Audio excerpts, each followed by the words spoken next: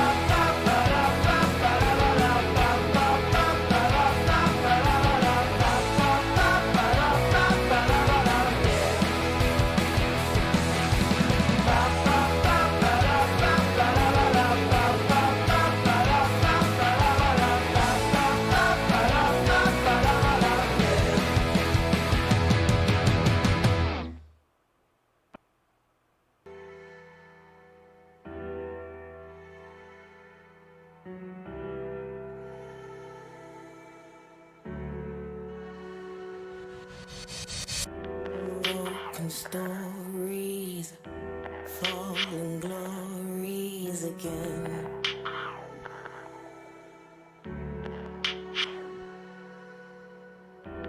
Lost angels, this is how the story ends.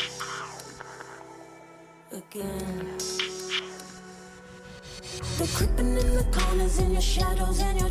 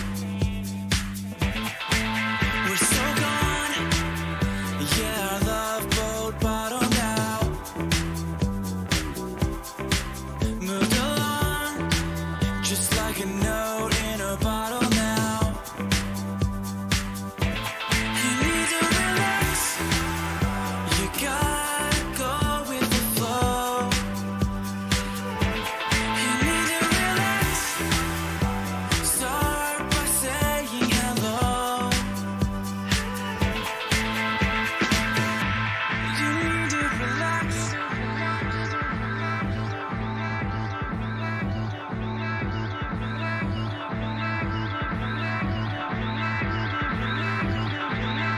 You need to relax.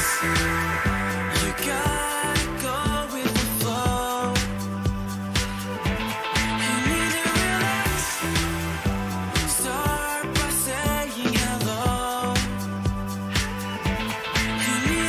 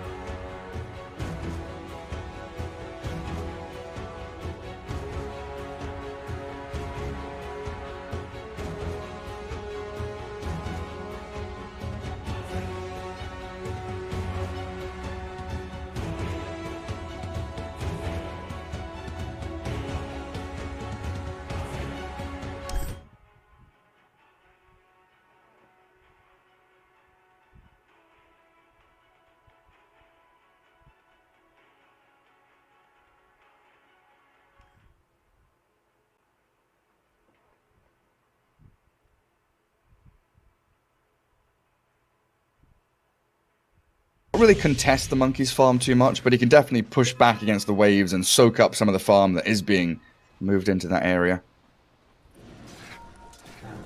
Wraith King. All right. 200 gold away from the relic now. Hello, Bowie. I don't think the stream can hear him, but we can. Yeah, he just like that really caught me off guard there. Anyway, back to the game. We got a smoke up from Gorillaz-Pride side here. They want to go into the Venomancer. Okay, what is the Veno? What was the Veno actually doing bottom? That's he's farming, getting off his Poison Nova, but they can't catch up to that Pugna. They've got a Rod of Atos coming through from the Viper, but he's shackled inside the Serpent Wards. But look how tanky the Viper is. Benjaz gets Laguna Bladed and finally dies, but they've traded him out for the Shadow Shaman and maybe the Lina as the Earth Spirit closes the gap, but he doesn't have any backup. No one's there to kill the Lina off. Another roll. Dismar's going in and pretty deep for that one. They do get the profit elsewhere with that Veno damage over time, and it's in fact Gorillaz-Pride that lose out. Yeah, that was a really nice egg there that just pretty much split up the team fight, and Incubus making a call to defend this Venomancer, who looked like he was pretty much 100% caught off and no hope to actually help him. Getting off that Poison Nova definitely helped him though, or his team. Get some return kills. Yeah, it sure did. And that Earth Spirit nearly killed off the Lina, just straight up chasing her down. Poison Nova helping out tremendously there. Get themselves 3 kills. They just gotta wait for this Radiance to be completed on the Wraith King. Man, these Wraith King item builds are just getting greedier and greedier. We saw like Magic Stick with 3 branches. Now we just see like a Fair Fire Magic Stick. No Magic Stick anymore, sorry. Just Iron Branch and Fair Fire. So what's he saved? He saved 125 gold there? That's a couple of creeps. Yeah. I mean, it's got the same damage with the Fairy Fire, you know? Saved himself 25 gold from not buying the second branch. Oh, and there's the second branch as well that's missing. Yeah, true. So that's another 50. Or 3 branches, right? That's like pretty much the build now. Stick, 3 branches. Stick. Yeah. True. Well, Timo, speed running the Radiance build. 14.5 minutes, he'll have it. But it's another small.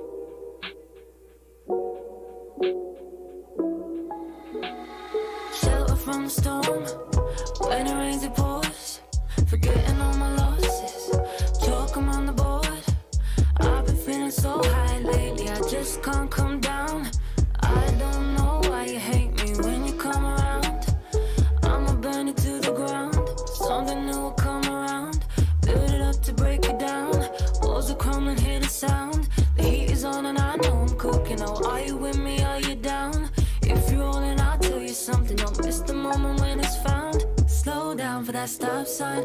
Road now, but I'm alright. Storm clouds of that sunshine. Called you when I roll by, roll by, roll by. Running through the city till I drop. Don't know if you're with me or you're not. I'ma keep on winning through the lows. Holla if you hear me when I go, when I go, when I go, when I go. Running through the city till I drop. Man, I've been back on the road. You wasn't ready to go. Straight from my soul. Thought that you never would fold. Really, that's all that I know. That's what's for sure. You left me out in the cold. Had to survive on my own. It helped me grow. Carrying all of these stones. Really just trying to get home. Yeah, cause I thought that you would never leave. We was moving up to better things. We could kick it till we 70. All the lives that I was bettering. Now you complicated everything. Yeah, why I gotta be the first or last to know? We've been circling the block, I'm pass and go. Never playing by the rules, you smashed the go. We were all in together like casserole. I'm running away, running away. You never change. Get out of the way, out of the way. I ain't the same. I'm sick of your games. You running in circles. No, you are not in my lane. I'm taking my losses, countless games. Oh, and I'm fanning the flame. I'ma burn it to the ground. Something new will come around. Build it up to break it down.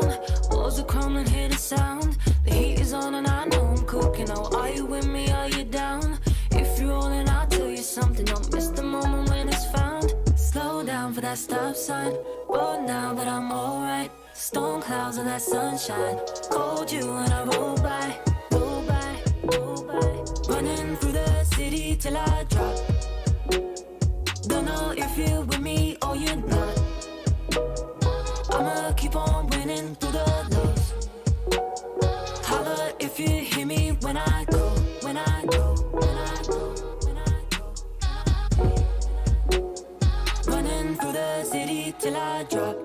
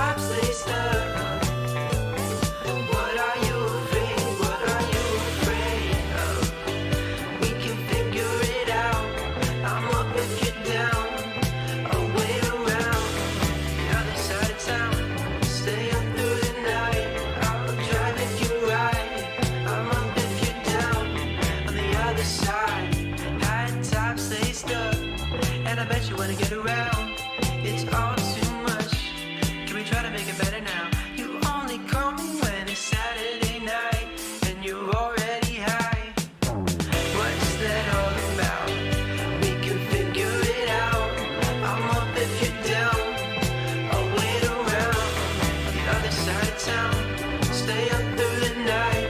I'll drive if you ride. I'm up if you're down on the other side. We can figure it out. I'm up if you're down. I'll wait around the other side of town. Stay up through the night. I'll drive if you ride. I'm up if you're down on the other side of town.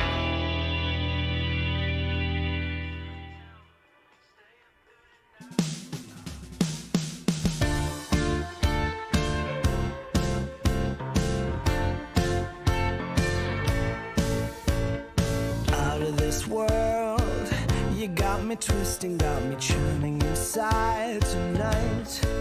Like a fly on the wall, and I'm feeling so small in my skin. In my skin, I bet you feel good with your bravado, like you came from the herd to junk.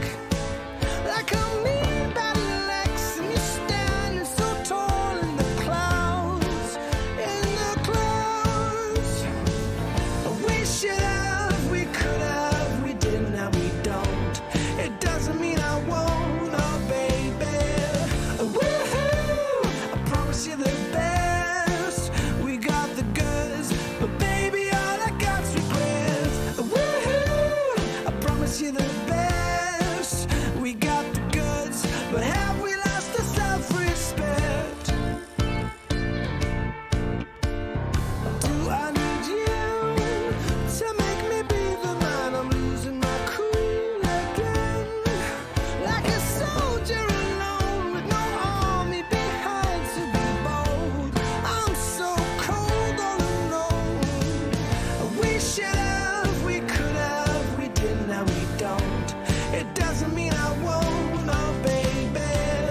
Woohoo! I promise you the best. We got the goods, but baby, all I got's regrets. Woohoo! I promise you the best. We got the goods, but have we lost the self-respect? I don't want to be alone, standing in the pouring rain. And I don't want to lose my mind. Life will never be the same. I will never be the same.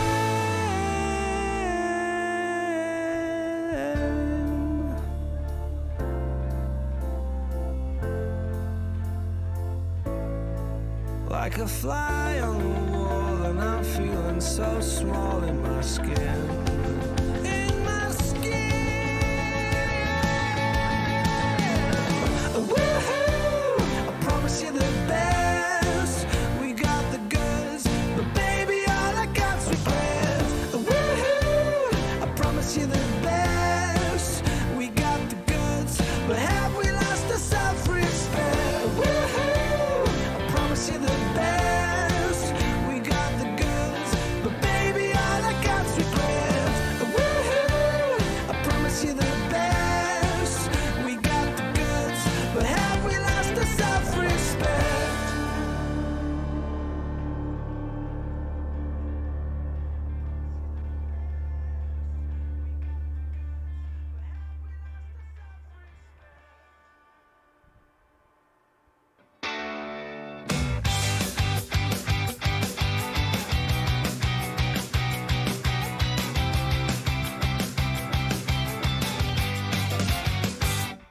Oh, I tried so hard and to be nice, but you don't wanna know if I don't have the rights. 'Cause darling, you're the kind of girl that everybody wants to know.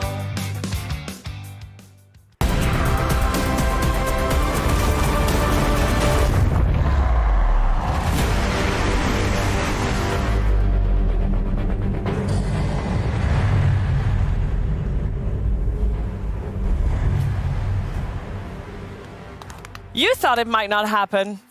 We thought it might not happen. But we were all wrong because it is going to happen. We're actually going to have a game of Dota 2. And this is not the first time we started behind schedule. This time around, though, we just, we stared at the screen for a little bit. But now the wait is over. we actually managed to start the draft. And I'm still here with Burge, with Kyle, with Moxie, and of course with High Coast and OG. We are ready for draft number 1. Let's reiterate a little bit of what we talked about before. Kyle, you want to start summing up by what High Coast has got going for them going into this series? Well, they've got some unpredictability. You know, they Suprema, a newer face on the roster. They're newly sponsored, which, you know, getting a salary can at times give you a little bit of motivation, extra happiness, which they're going to need going up against a squad like OG. There was some saltiness in the lobby that I found quite amusing. No Tail apparently played a couple games of Smite, looking to become a world championship in yet another MOBA. But alas, the game is up and we are ready to play. Yes, Just going to leave it like that. He just played Smite and nobody said, there's got to be more to the story. What happened? No, but then the lobby started, so we don't know. That was actually one of the last conversations. Like, they chatted the whole time around about various things, but Smite only came up in the last minute before we could start the draft. I see. And we do have the Keeper of the Light, Ember Spirit, followed up by the Naga Siren, and the +1 is coming any second now. Purge, what do you think about this opening draft from High Coast? I guess first of all. I like it so far. Coddle's been pretty common as a opening support pick for a lot of the teams so far, just because it, while it may make your lane slightly lower chance of getting kills, it allows your carry to leave and you can still protect your tower without having to rotate like 3 or 4 heroes over dangerously. So Coddle provides a lot right now. It's a classic combo with Ember Spirit as well, because after you do Slight Chains, you give them the Chakra and you can reset that up. So it's really good for preparing skirmishes for your engagement for your team and also slowing down the game if you really need to. So I think it's a really safe opening for High Coast. Yeah, I would agree. I also will state it's kind of, again, an OG quirk. This Naga could, of course, be core, but they pick it because it's open. So I'm sure that Saksa will be capable of playing it as well. But to Purge's point, yeah, I love Coddle Ember. This is a combination we used to see First Toot all the time. I'm surprised it fell out of favor. One thing about Naga as a 4, I've played against it in lane before. As a carry, it feels free as hell because Naga doesn't really contribute that much as a support compared to other heroes, but it gets really annoying later once Naga's ulti becomes available, and ideally he's able to pick up an Ags or the Ags shard as well to be able to do those ensnares through songs. So if it is a support, it's going to be weak early, but if your opponent is a Coddle, that's probably not too bad because you're not expecting to kill him easily anyways. And they have a very flexible opening coming out here too with the Naga and the Monkey King, because you can place those in multiple lanes. Obviously, you know, Monkey King a little bit more solidified in where he's going, but the Naga, like we said, you know, can be moved around a little bit. So really holding their cards kind of close to their chest. I like it. We got some supports being banned, not some position 5s, I guess, with the Disruptor and the Shadow Demon. Actually, Shadow Demon could also be multiple positions, but the Keeper of the Light Ember, I would say I haven't seen it that much this patch. Isn't this something from previous patch? It is. Ember was better then. Ember's still viable now, but it's like not an always thing. So I think it's just like limitations like that that makes it more of a sometimes thing. All right. Now, I have another question too, because we talked about flexibility of draft and coming from, you know, a different region. I've seen the Ember Spirit being run as a 4 before. Is that something that's potentially that we'd see here as well, or was that something that was just from the region I was in? It's possible, but it's very situational. And in a game against Naga, you almost always are putting the Ember as a core, just because you handle. It's a 1-to-1 answer to the Naga core. And to your point about like a patch long ago, this Naga Monkey King is the same deal. We haven't really seen this in a while, but you notice how we go from D2 to D1 and suddenly the drafting opens have a little more depth to them. You know, it's not just, hey, let's pick Wraith King. There's a little more thought put in. Wonderful stuff. We're in a different division and you still find ways to kick down to lower division. That was some sneering right there. Yeah, it dude. really was.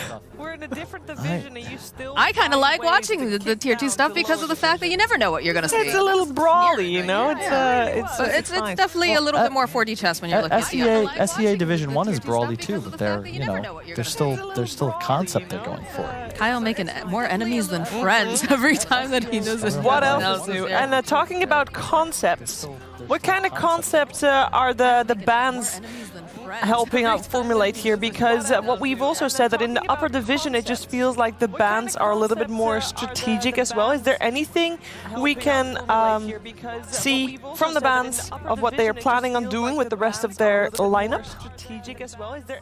OG's worried about early strong team fight. Basically, Brewmaster one of the best off lanes for that, especially once you build Ags relatively quickly.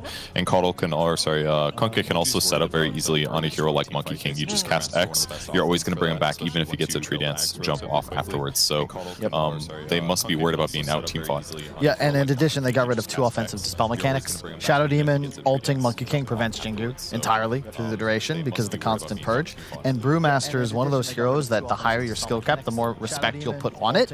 And I think that a lot of teams have yet to discover just how powerful that Ag Scepter is, with the pretty much permanent split in fights. Meanwhile, you're banning on High Coast to prevent the Wombo combo. You already have enough to deal with. You don't need a Disruptor ult or an Enigma Black Hole, which are really like just straight up I win buttons. If you get an Ags on Disruptor or BKB on Enigma and you catch 2 or 3 heroes in a song, like that's it. You know, that's the fight. So you don't want to give double TI champion that sort of opportunity. When we're talking about flexibility, is there, like, should I keep in mind that Rubik could also be mid? I feel like Topson plays everything under the sun. That being said, I also want to point out that OG has used almost all of their bonus time already, while High Coast only just started ticking into it. I'm not the biggest fan of Rubik mid. I mean, obviously very high level players can do better things with it, but it's just a little bit squishy and can't defend itself very well unless you buy items that specifically do that. So I feel like it's more easily punished than a typical mid hero would want to be. So I think it's likely going to be Sox or Rubik and a core Naga Siren, but we'll see. So I feel like it's more easily punished than a typical mid hero would want to be. Earth Spirit coming out, 2 spirits for the side of High Coast. And one of the things that is with all the spirits is they're super mobile, super good on the old chase, and with Keeper of Light being very fast as well.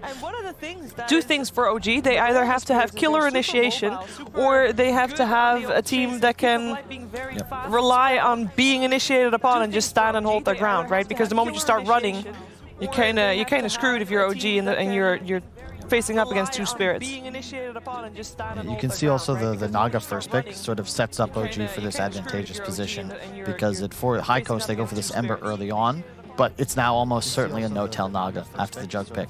So you're going to have a favorable core matchup, and that's what the benefit of their flexibility gives them, and a concept that OG have been using in their drafts all the way back to when Fly was in the team, although it's definitely become more pronounced since TI8. And yeah, there's I like Jug here a lot as well, because getting rid of Dispels from Ember Spirit and being able to protect against Earth Spirit stuff as well is just going to make his laning a lot easier. Yep, there's no BKB interrupt, so spin TP is quite nice for split pushing. And as Perch said, you know, you're just not threatened by these supports whatsoever. It's always nice to play a Jug in this kind of game. With the Jug pickup, are we a little bit more convinced that maybe Naga is support? Because we have now Naga Rubik, and I kind of like Saxa on both. Like, which one is No-Tail going to play? Naga, were you not listening to me? Yeah. Oh, I was not. He did say he thought. I mean, I generally do have learned to tune out Kyle's voice a little bit, so. I get it. I don't necessarily. I could definitely see OG going for Naga as a 5-position hero. It's going to make Jug's lane a little bit harder for sure, but maybe they'd even still do a Naga core. I don't think it's like 100% guaranteed just yet, but I definitely see OG as a team that'd be willing to do something like that. And once he gets 6, if he's in the right position, he can definitely counter initiate. This is the most insane Nature's Prophet last pick about to come in for OG. Calling it now.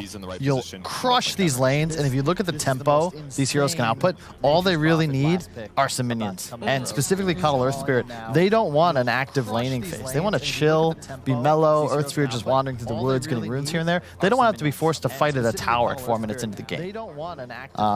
Surely then High Coast will ban out the Nature's Prophet. I would hope so.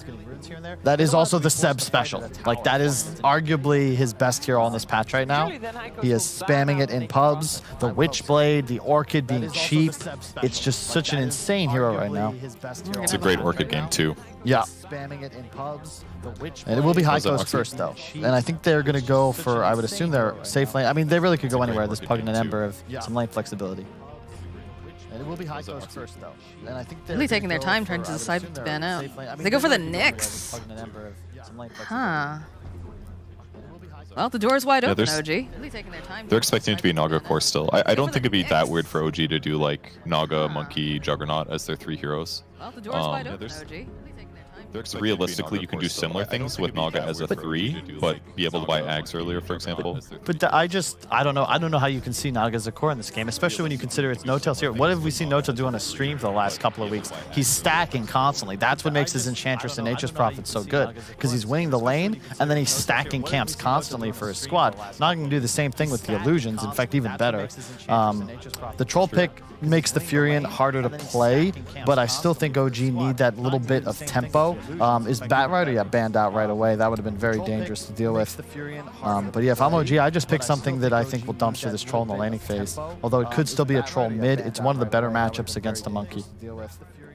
Well, OG's taking their time deciding this last pick. Although it could still be a Troll mid, it's one of the better matchups left against a Monkey. No. But maybe they already know what they pick and they're just chilling. Yeah, they could be strategizing too, right? You know, taking your time.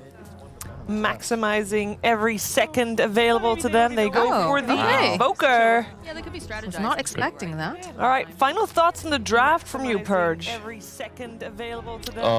Yeah, I think Invoker is pretty effective against a lot of the high coast heroes, like Tornado against Troll is excellent. So I think I like what OG's going for. I'm not 100% sure they'll execute it really well. Could have some issues. Bro, this is a Thompson Invoker. It's a Thompson Invoker. What issues do you have? OG's going for. I'm not 100% sure they'll execute it really well.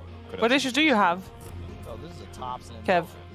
I'm sorry, what issues do I have? With the just Thompson fact that they're Invoker. playing like, the fact that they're playing like issues do you have? a Naga Siren, I think, is the main thing. That it might be a little bit iffy, depending if the laning stage goes a little bit rough. But I have a lot of faith in their team, obviously, but they always like doing strats that are interesting and different for them. And I want to see it work, but different strats sometimes have faults that you can't see. So All right. I'm flipping a coin. That's basically it.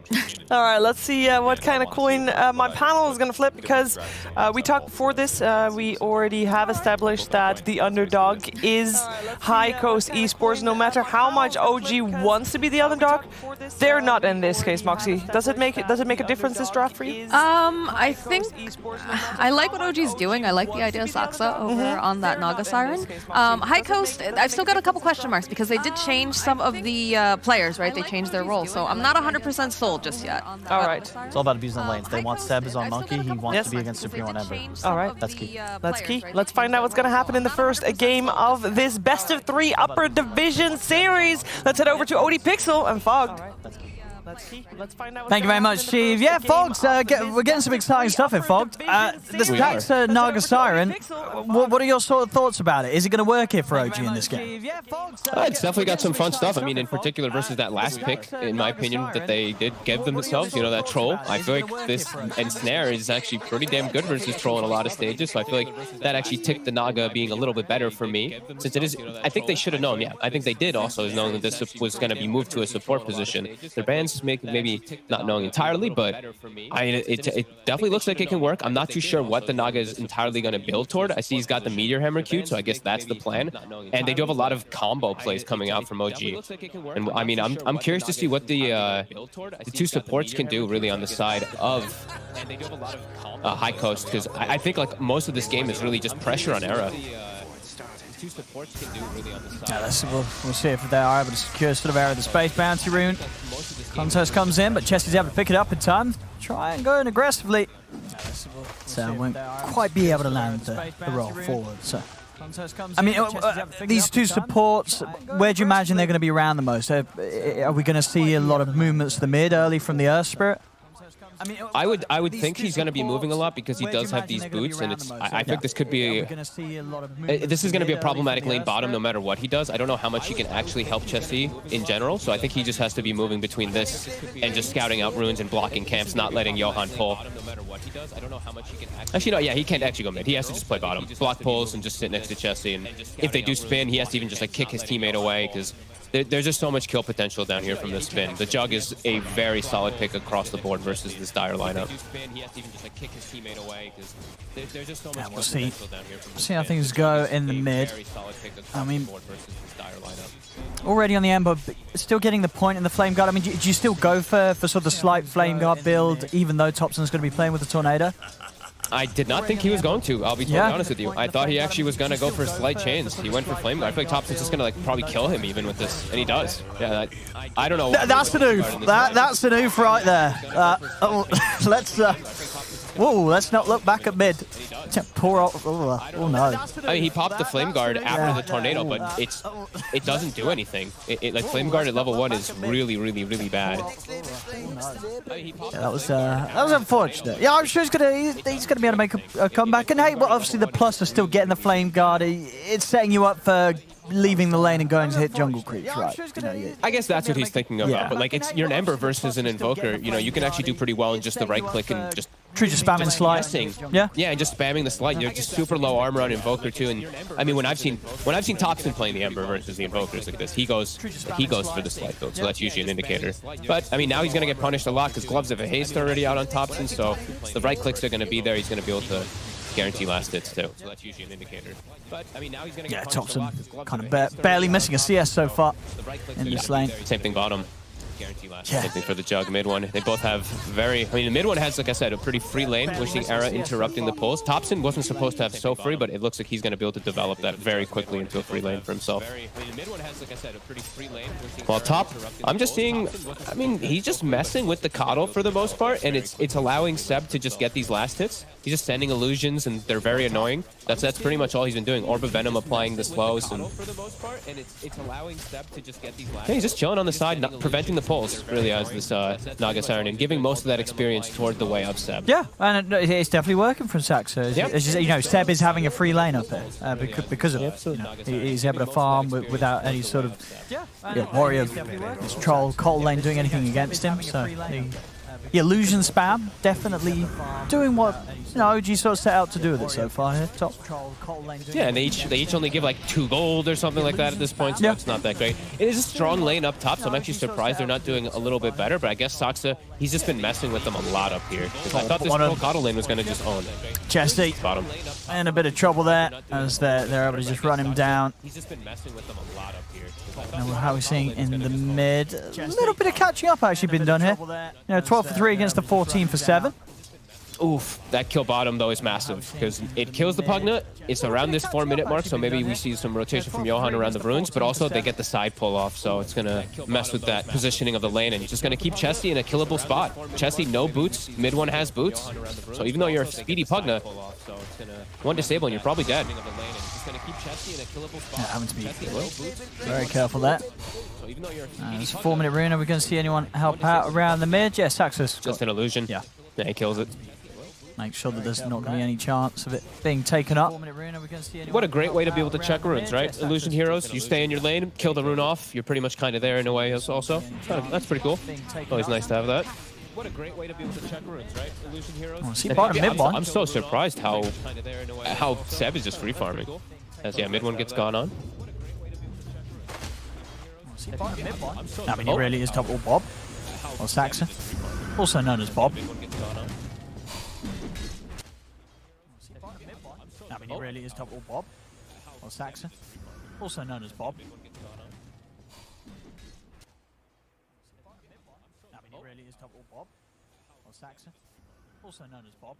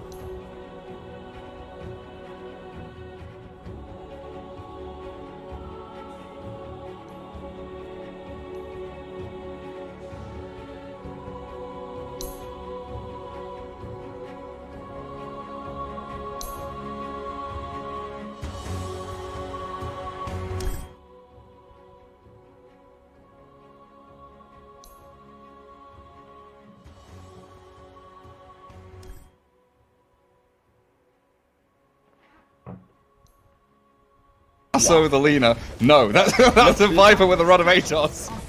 Dude, look where the Lina's attacking from. Just saying. That's insane. Look at that. What? No, how do you catch her? Way out of tower range. Dude, look where the Lina's attacking from. Just saying. Another tier 3. What? Aegis, you know, plenty of time for Benny here. With 2 lives, just a front line. Gets into mischief mode, Lotus Orb on him, but that Hex had already come. You know, plenty of time for Benny here. But I think they've just got this melee racks anyway. They're using Pipe to try and buy a bit more time, but there's just no initiation. Prophet's bottom lane shoving, they've given up another lane of barracks. G-Pride, I don't know, they just don't have the confidence to try anything. But there's just no initiation. Prophet's bottom lane shoving, they've given up another lane of barracks. This is what they need. Potentially the last smoke or last fight of the game for Gorillaz-Pride. Prophet front lines, they make a move on to Shadow Shaman. They do get a pick off. Mar gets sliced up. But you've now got to go back, push mid, push top, and then think about resetting into what you do next. I mean, Theban, what is it? Rapier on Wraith King? Are they going to wait for that to come now? Oh man. I mean, I'm at least glad they're trying to do something at this point in the game, at least. Oh, it's a Supernova down. On that Wraith King and Earth Spirit, that BKB from Dismal does nothing. As that Wraith King just going to get pounded by the Monkey, surrounded by 3 heroes. Lina's also chasing the Prophet in the backlines of the fight. Pugner with Viper. They both come in. They'll save Teemo for a second, but Benny, he's not giving up on this. He knows that this is towards the end of the battle and victory is within his reach. He's grasping for it, but his Aegis is going to get expired there. Teemo clears it up, and Lina arriving with a long-range artillery. The damage is substantial. Look at Teemo fall so quickly to Mini.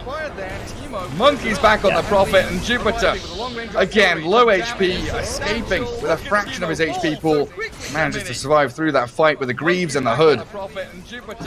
You know, it's like 41 minutes in, you're down 20-something K gold. G-Pride's like, yeah, now's the time to fight. But, you know, I wish they had that mentality like 20 plus minutes ago when they were actually strong and they had their timings. Maybe teams should always play like that. Like, oh, we got nothing to lose. You know, we're already down 2 Raxes. Let's just do that. It's like the Eternal Envy effect, right? We always talk about how Eternal Envy just goes ham after 2 Racks that are down. It's probably because he's too content with farming. Yeah, just make drastic moves. No complacency. No passive play. Serpent wards and catapults, making short work of the structures here in the Dire Base, and a buyback from Wraith King forced as they do roll forward. Abyssal Blade's there, okay. The great stun, he's got Lotus Orb on him, but he can't lifesteal. No Jingu stacks. Now, look, Rod of Atos catching onto that Phoenix. Mar gets stunned up as he tried to TP home, but Mega Creeps will be coming now. The full array of buildings have been destroyed. Gorillaz-Pride, they are scrambling here, taking everybody out of the base to chase down onto Jupiter, but they can't quite find him. He goes for the TP, the stun comes, Teemo will dispatch with the Venomancer, or will he? The flicker gets him off to the left-hand side, 4 staffs off. Jupiter, he's still playing with them. He's got Lotus Orb to bounce the stun back, and the Venomancer, he's doing a great job. He's got another flicker if he wants to use it as well. Tau comes in, what are you going to do? Decrep and Blast, hex him up, Decrep, Dagon, finally killing off that pesky Venomancer. Oh man, Mini just ran away from there. He did not try to help this lad at all. I felt like he could have just went back in there. He's got a BKB. Killed the Pugna and the Wraith King with the Venom. Was juking him for days. Breaking some ankles. Yeah, I was just pretty sure the Venom was dead as he was TPing in the trees, and then that flicker takes him to the wrong side, well, for him, the right side of the trees. Yeah, while that was happening too, the Nature's Prophet was trying to catch, I'm like, you know, doing air quotes right now, right? Catch the Lina. While that was happening too, well, you know what happens when you try to catch the Lina. She killed him in like 2 shots. Catch the Lina. Yeah, she does. What? You know what happens when you try a lot of damage? 300 damage a hit? With Satanic Daedalus? 3.2k HP on a Lina with a BKB. A lot of damage, 300 damage a hit. Ridiculous amounts of farm on Mini. And now a 27k lead for them just keeps with the BKB. Keeps ramping up. Ridiculous amounts of farm on. But Gorillaz-Pride, this is a little unusual. They haven't tapped out. They are down against Mega Creeps, but they are holding on. They're going to need some serious South American magic to come into play for this one, though. Wait, what do you mean by South American magic? Can you elaborate? A bit of is flair, this a bit of is this magic to come into play. a little bit of help from the opponent team? Is that what you're trying to tell me? What do you mean by Of course not. Okay. No, when you think about South American footballers, you think of flair, the skill, the kind of dramatic, That's what they. Of course not. Okay. No, when you think about South American footballers, you think of flair, the skill, the kind of dramatic, That's what they. Of course not. Okay. No, when you think about South American footballers, you think of flair, the skill, the kind of dramatic. See mid. Whoa, they need to get the grab on Thompson for a second time. So just fast enough to be out of the range of the rolling boulder. See mid. Whoa, they need to get the grab on Thompson for a second time. Will be fine, but so just fast enough. High Coast, they're seeing if they can get maybe even still find someone here inside the jungle. They found Saxa. Not going to poke too much more. Supreme a little low on mana. Bottom lane though, Chesty is just about to take cancelled. Well, that is unfortunate. Still got the bottle charges at least though, so Supreme will at least have enough mana to keep trying to fight down bottom, and they're going to go for it. They look for Thompson. Thompson, he's trying to run. Oh, the boulder nearly finishes him off. They got anything else to get in there? The blast, they've got it. They finish him off. They take Thompson down. And now with the further chase, another sleight of fist, they're able to pick up a second. Supreme grabs the kill. See what Seb can do to help out. Turns with the boundless strike down onto Zibe and Chesty. Get the ensnare out, and there's the follow-up from the Omni Slash, but the Remnant's out. Supreme's able to jump to the side. Midbon can't quite finish the kill. It's High Coast getting 2 kills, not losing anything for it. And now they've cut his tree. Seb is down on the ground, but he's got backup, and the healing ward also from Midbon. It's keeping him in tip-top shape. Not losing anything for it. And now they've cut his tree. Nice fight there. I like they're getting Supreme back into the game and using the shocker and having him just snowball with the Earth Spirit and just get these constant kills and constant pressure. So they're turning up pretty well here to be able to apply that pressure and gotten themselves the 2 towers here. That's, I mean, real solid and good space for the Troll Warlord as well. As he gets recalled all the way to the bottom side and continue to farm, and he's going to have his mana restored. We're getting closer to Battle Fury, so still pretty even here. Even though Thompson is that massive, still on this Invoker, a huge hit. There we go. So, yeah, the first time we're seeing on really the jug this Mage Slayer now done for Midbon. I mean, if you, as you say, you do look at it, it is pretty good stats for the hero, and especially in a game like this across the board. You can certainly see the appeal for it in this game. Absolutely. Yeah. I mean, he's very squishy. He doesn't actually have any raw stats because of it. He has good damage though. So I mean, we'll see. It's, like I said, the magic resist kind of counteracts 20%. That's that you don't pretty have huge. Yeah. Thompson. Ghost walk in between all of them there. They also get a successful scan. 20%. That's pretty huge. And Midwin's just in the weirdest place on the map. I'm loving it. I don't know what that is. I mean, dude, he's got the Mage Slayer. He's like, I got 20% magic resistance. You want to try and kill me? Good luck. He was going for the bounty room. He was going for the 15-minute bounty on their side. I mean, dude, he's got the Mage Slayer. He's like, I got 20% should be able to push him away. Error. Trying to see if he can get the catch on to Saxa. Saxa very low here, but Thompson's in with the backup. Turns around with the cold snap. And the meatball down onto Eris. Not quite enough damage though. Song from Saxa. Is it going to be a song and a run? It looks like it is. They don't feel that they've got anything in them to sort of set it back onto High Coast. So everybody will get out alive.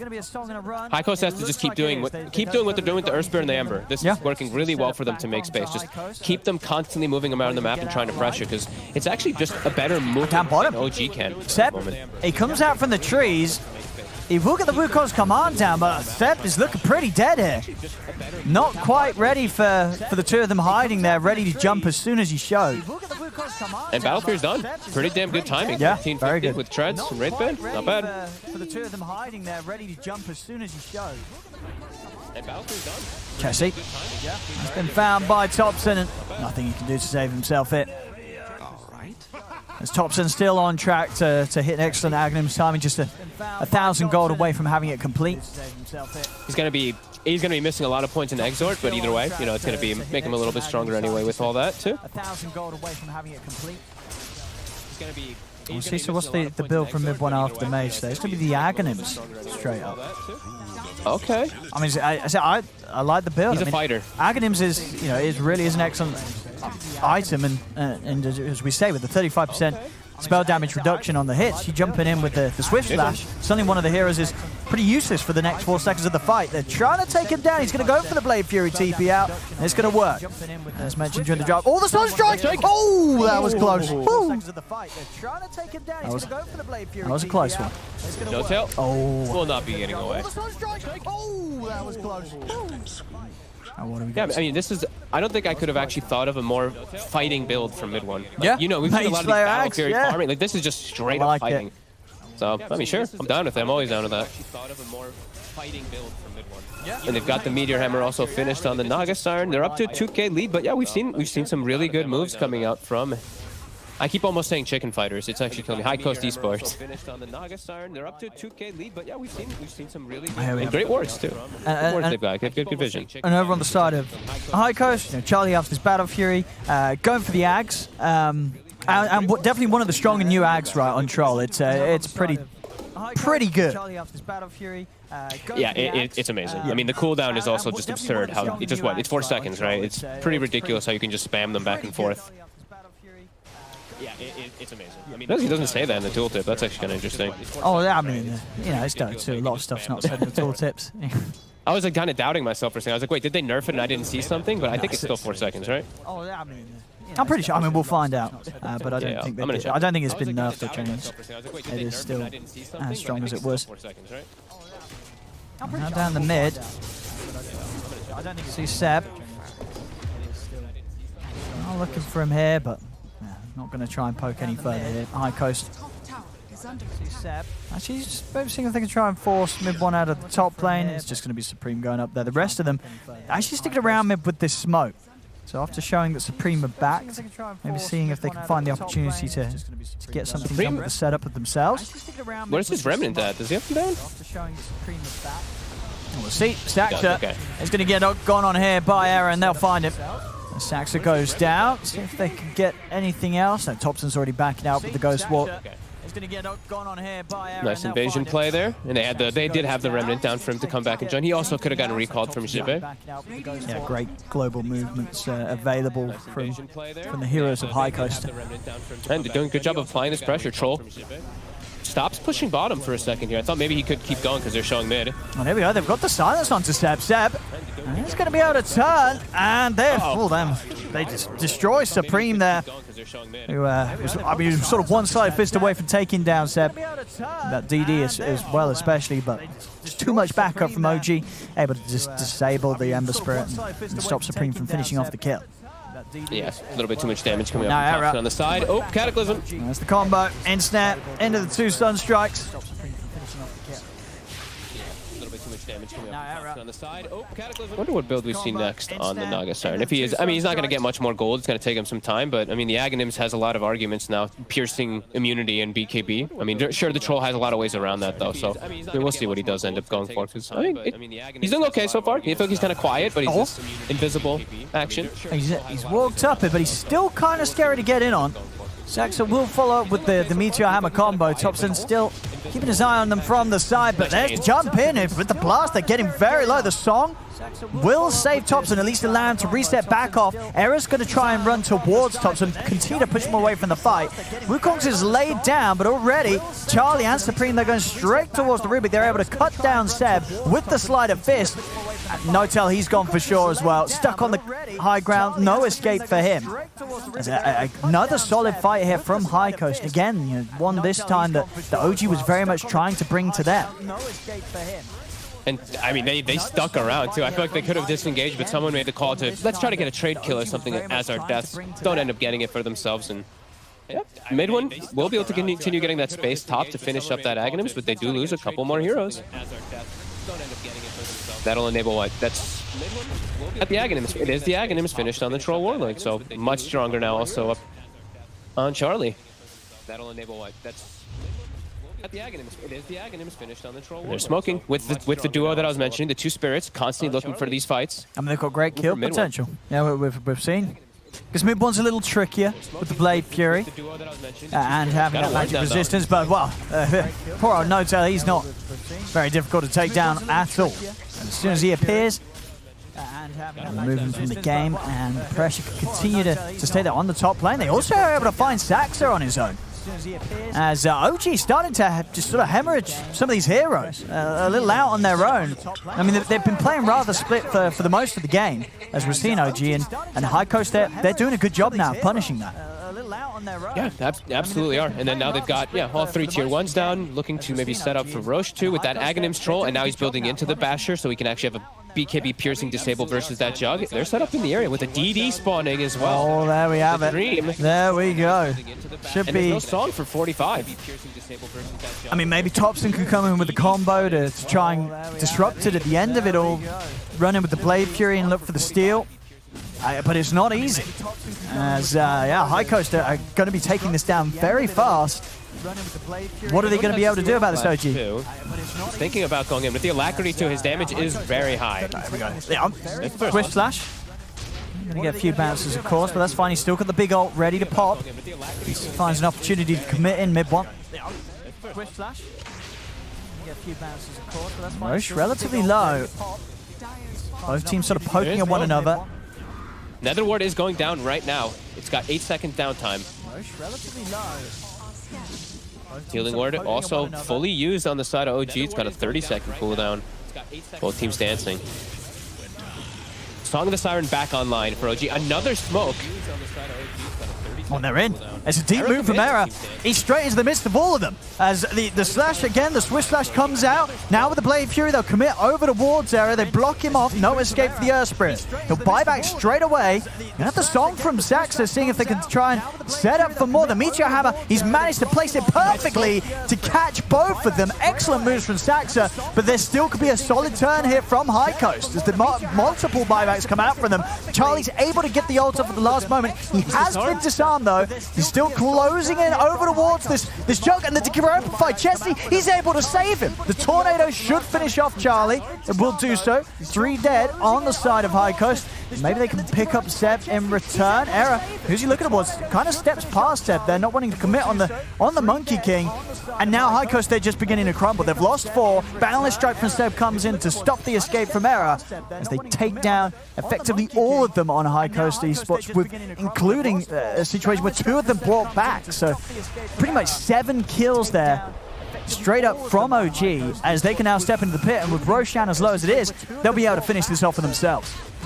And it was just, I mean, the way that they did it too, right? Like 2 smokes used by OG in order to just engage, and what a sleep. Holy crap. Saxa, perfect song into double Meteor Hammer, into double Cataclysm on both targets. Picture perfect. Like that was just the exact thing that they needed in order to win that fight, because it was looking a little weird for a second because Era got into the back lines, but they were able to focus fire on the targets and just keep Charlie controlled during the whole battle trance. Yeah. I mean, that combo in itself is just, like, how do you sort of play against it? It feels like if in any of the situations you have 2 heroes that are standing, within a Meteor Hammer's width of each other and Cataclysm's up, you're just going to lose those heroes at the start of the fight. Yeah, I mean, it is the way that the fight kicked off, right? Era over-rolling a little bit, forcing his team to kind of come over to help and put them into a weird position. So I feel like OG just got a positional advantage, even though somehow High Coast, they had the high ground. OG able to just make that high ground kind of non-existent because of that song at the end. Positional advantage, even though somehow High Coast, they had the 14 to 13 now, with OG stepping up a 6k lead. Down to the outcome really of that last fight that did not go too great at all for High Coast. Mid one, they try to go for him here, quick spin, and he'll get away.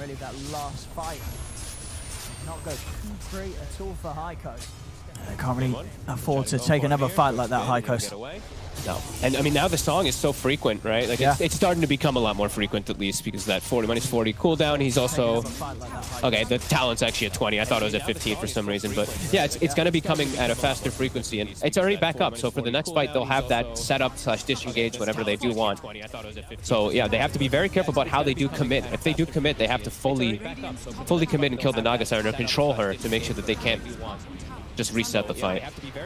Oh, Supreme? That was a on the low ground and TPs. Ooh. Okay. I mean, at least that's the remnant. I mean, maybe that's the plan all along. The big brain play. Hey, look, I'm going to bait out the song. That was a on the low ground. So, there's no song for 2 minutes. That's pretty good. Yeah. But mid, he's getting set up on. He's lifted. And he's got the self-use. He's got another remnant out in preparation, though, but he's able to send one out. And now maybe a chance to turn it from High Coast, so they look to commit in onto Thompson from the trees, though. Seb comes in with the Wukong's command. OG just keeping themselves within the safety of the Monkey King ult. Boundless strike down onto Zibe. They look to try and chase out to the side, but the chains hold back both Mid1 and Seb. Thompson gets bashed. Actually gonna go down. Once, they're able to recommit for the second time. They'll lose Zibe. Charlie still in on the front lines bit out of this all. Cold snaps down onto Supreme. Supreme's got to be a little cautious. He has still got the Yules and a slider fist up. Error straight into the midst again. He's able to get the silence down onto Thompson. So the slash comes out. Is tearing through Charlie. The lift up as well. Is he going to have a chance to pop the ult? He is. The Cataclysm comes crashing down, but not before Charlie gets the ult off. He's able to lift through it all and beat down not one but two. Mid1 and Saxa are gone. Chases there for Thompson. He has the speed just enough to get out of there. But a punch back from High Coast, and you know, Charlie surviving on this troll and making good progress and continue to stay at the top of the game in net worth. That was just an excellent fight coming out from High Coast, the way they positioned themselves. Look at the three cores doing all about 4,000 or 5,000 damage. They just stuck inside the fights for so long. The troll getting multiple axes off, some nice dispels as well for himself. That was, yeah, a really nice job by the three of them there. Era too, living and getting some constant resets and re-silences. He actually would have gotten Thompson if there wasn't like a little bit of a blinding light action in the middle of it all. That pushed him away, but yeah, there's some good stuff going on there. Bottom. Charlie. Oh, Charlie. He hasn't got his ult for 30 seconds. He's dispelling things though, then he's gone. Good old Ags troll. I mean, you're right. Yeah, just throwing both on the 4-second cooldown. It really is. I mean, how'd you commit on that? Like, those two heroes are never going to be able to go in on the troll, right? Because no, he's just throwing axes around, running around. You've got to keep track of, to be honest with you, like seeing what he's dispelling and what he's dispelling off of the enemies too. Like I'm trying over here. You've got to keep track of, to be honest with you, like seeing what he's dispelling and what he's dispelling off of the top of the enemies too. Like I'm trying over here. 5k still advantage for OG. Nearly have the Maelstrom dump. Yeah, they've got a DD also chilling, waiting at the bottom. That can just quickly get dispelled though by some like axes or something like that. But yeah. Maelstrom dump. Yeah, they've got a DD also chilling, waiting at the bottom. I mean, they are out of the base hit round the tier 2. High Coast, Charlie. It's going to get gone on. But on the side already, Supreme, he's taking their attention away from the troll. And it will work. That was a little scary there for him for a second. As the Naga Siren, Saxa gets silenced before the sleep. He'll be able to back away. Still holding off on it. But as you say, with the ult, really getting chesty there with the crits. It's High Coast. Just going to let this tier 2 go. See how much more OG want to push down here. Still tier 2s to be taken on the other lanes. There's no real reason for them to push it too hard down bottom. I mean, Mid1's just got like the survivable build. He's even taken the Cloak of Flames on top of Mage Slayer. So he's just got magic resistance. How much magic resistance got? Yeah, 45% magic resist. Yeah, that's a lot. On top of Mage Slayer. Kind of cool. See 3 bounties picked up by OG. Now they've got a Blink Dagger on the Naga Siren as well as a BKB on Thompson. The BKB on Thompson's probably the bigger one because he was actually killing himself on the Nether Ward in some of these fights. That's going to protect him a lot. I'm trying to see if they can catch Supreme. Top also, they look like they're trying to catch. They can do this. Set up with the cold snap and telekinesis, but Remnant is out and prepared. Top lane. Song top. Oh, he's really low though. And they've got the hammer cataclysm combo in. He didn't cancel the sleep. Oh. Song top. Oh, really low though. And they've got the hammer cataclysm. Well, I mean, you know, it happens to the best of us. Sometimes the combo, you know, there's a combo without the wombo. You know. You know what it is? It's because he has ceremonial robes and their status is just lower, so therefore, not just kidding. Can you imagine? If only it worked like that, I'm sure he'd be blaming it. I'm sure he said that. Maybe it's Arky just, but sometimes you're pressing R and you're accidentally pressing T, you know, or you're pressing it. I'm sure he'd be blaming it. There we go. Another meteor hammer. Oh, he's able to get it down. Sometimes you're pressing R and you're accidentally pressing T, you know, or you're pressing it. Thompson's looking for some rat going on here. He is. Going up to the high ground. He's on his own little world down here on the bottom lane. Who's going to come down and look towards him? Just Charlie. Charlie's in to clean out the push. Thompson's got going on. You can't overlook, especially when there's a catapult wave and Invoker split pushing. Like, Alacrity catapults, actually, they kill buildings in like 6 hits. I was testing that the other day, too. Yeah. He doesn't have the talent yet, but if he does go for it, too, it's... Well, I was going to say, I mean, sure, you do take that talent, right? Or is there still the appeal for the reduced cooldown on Tornado in this sort of game? Oh, don't watch it again. Well, I was going to say... Why not? Okay, it's beautiful. I mean, so whose fault is this? What do you, he didn't unclick sleep. What do you mean? Yeah, well, okay, maybe the Cataclysm came too early, you know. Okay, all right, you know, fine. You know, he was busy doing his Meteor Hammer, you know. You can't be doing everything at the same time. No, Sax will Takes tell the you. rune away, gets the net also onto Supreme, forces BKB. Now they're rooted, though. Oh, and Seb's in a lot of trouble there. He's getting pretty low on the front. He's going to have to turn, drop the balance to keep him off him. Error will go down to this Tornado. Charlie is going to chase in with the ult. He's on top of Seb. He's able to find the Bastion. Seb, he needs help, and he needs it now. Mid one's going to come across. Start to push him back with the Blade Fury. Cold Snap down. They've got to get Charlie out of it. They force him off to the side. Seb turns over towards Zibe. Zibe will go. The song, does he have the blink up? He got hit by the Netherward, so he can't blink. Turns over towards Zibe. Zibe will go. And also, yeah, Seb's tree got cut. He got hit by the Netherword, so he can't blink. Oh, well, they tried to chase for more. They And they tried. You know, this is Smiles. No Tails having a good time. This is an entertaining game. We love it. This is what we like Absolutely. to see. It's fun. I'm amazed how they're keeping up in farm on all 3 cores. Like, I actually can't believe how farmed Seb still is. I saw he busted out the Nullifier, and then he's another 1,500 gold. I was like, holy crap, he has Nullifier versus Pugna already. Chelsea's game, Chelsea's much easily more focused now, because he's, you know, this Psychic Headband can push the enemy away from you, but he can't force staff himself, can't decrep himself if he's nullified, so... Yeah. Tons of farm on these 3 cores. Supreme. Interesting one for Supreme as well. I mean, going back for the Radiance. At least that's what he has queued up at the moment. That seems a little weird. It seems kind of wild, right? Because you've got multiple BKBs. I mean, especially against a Jug that has a Mage Slayer with that extra magic resistance, you know. Radiance, what's he going to do? I mean, I guess it helps against the illusions, but then surely if you want to do something about the illusions, you just amp up the damage for your Sleight of Fist rather than build towards the burn. Your concern is not the illusions. Like that, the illusions are just like scouting and split pushing and stuff. That's true. Like Hang on. It's a support Nargasarum. Why you? Yeah. So what would the Radiance offer him? A bit of mischance, I guess. I'm not sure. I'm not really crazy about it. So what would the Radiance offer? Oh, we'll see. I mean, it's still early days in the goal towards it, so might still change what he wants to go for here, Supreme. Trying to push forward here. They are, but got to be a little careful. I mean, what was the plan there? What?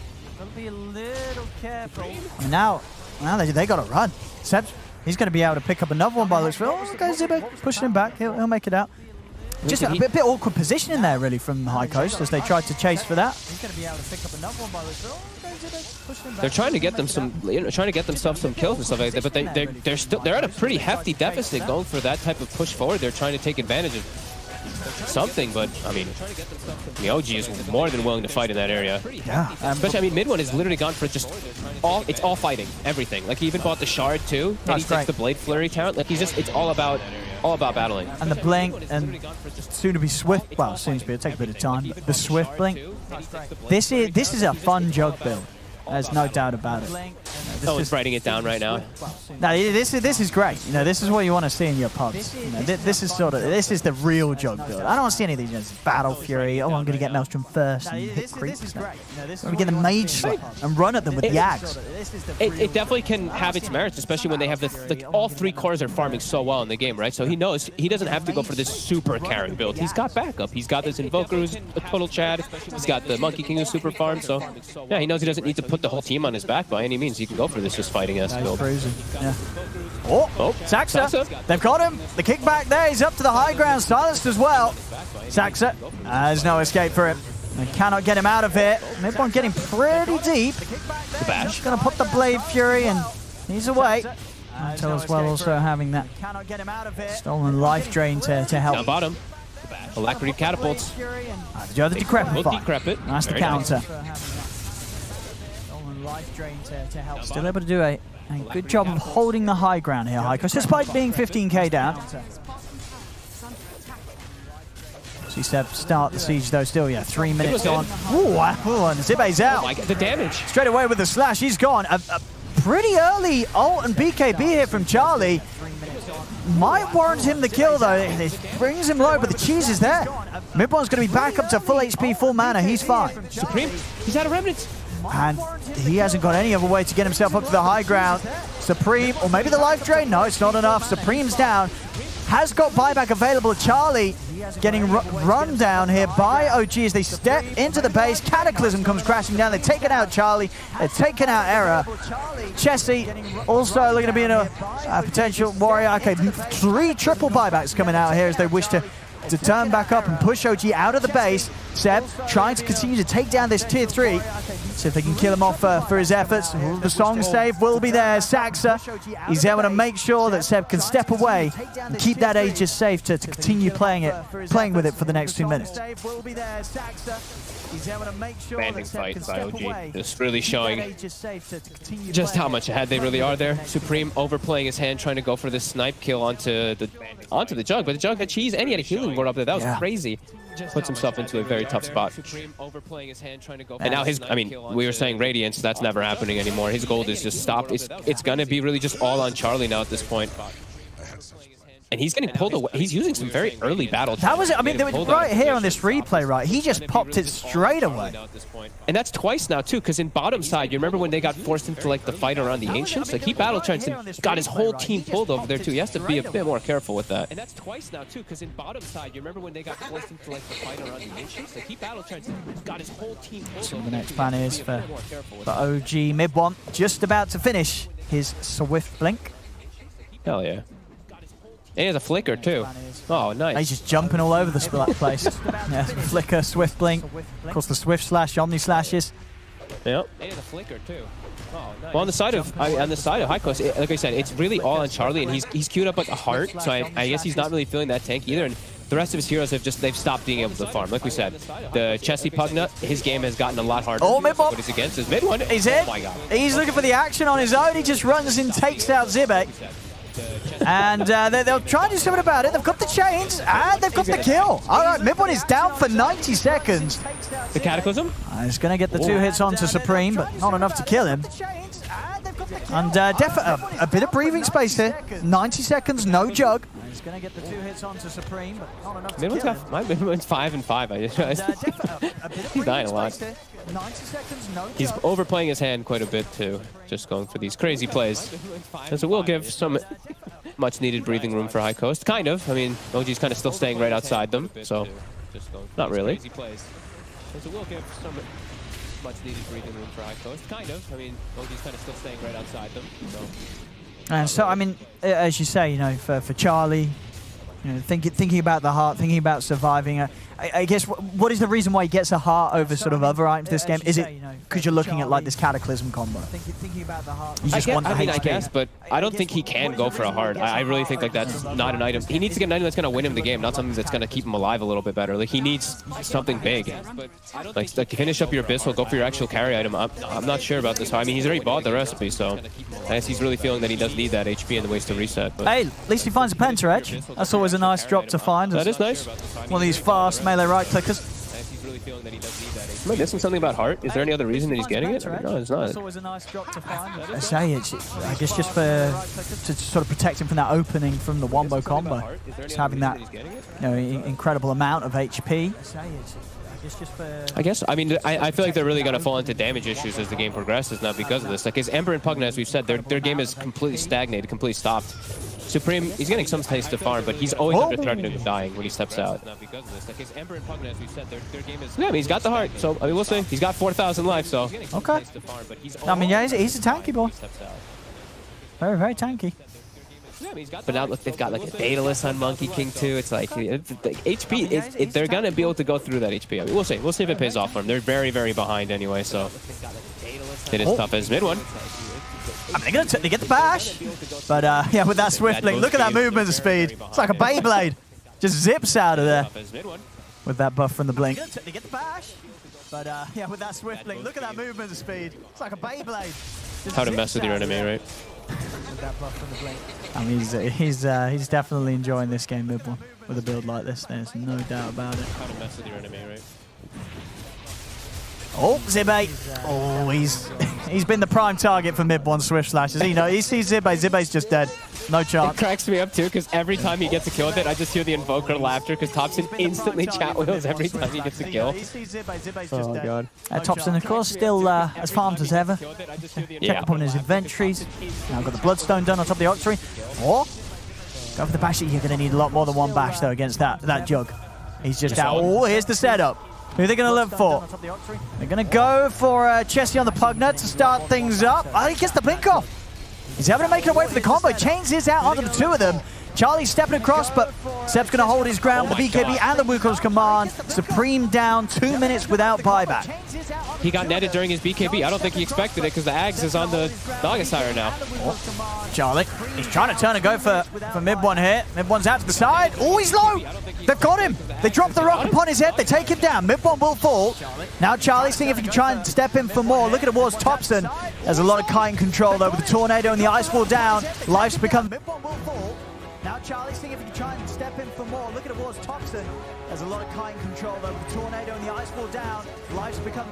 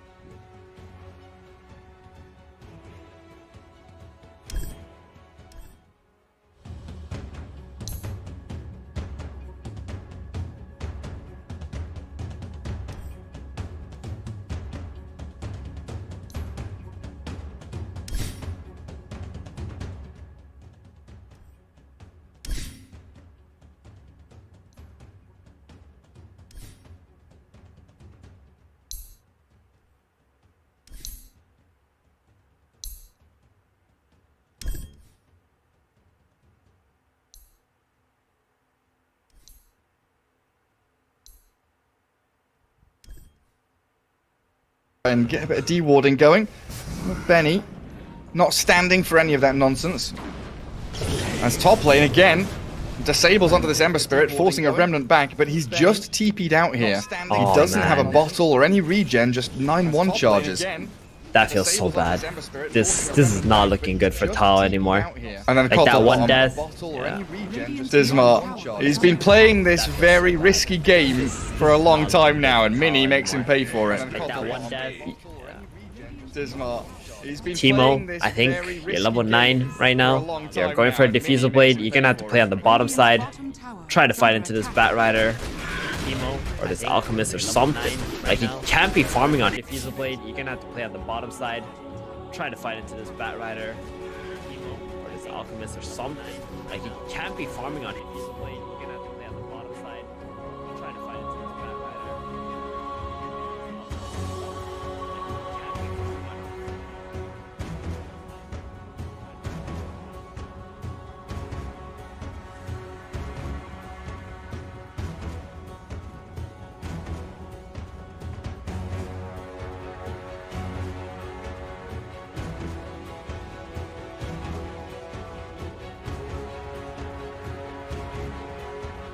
A flash of inspiration.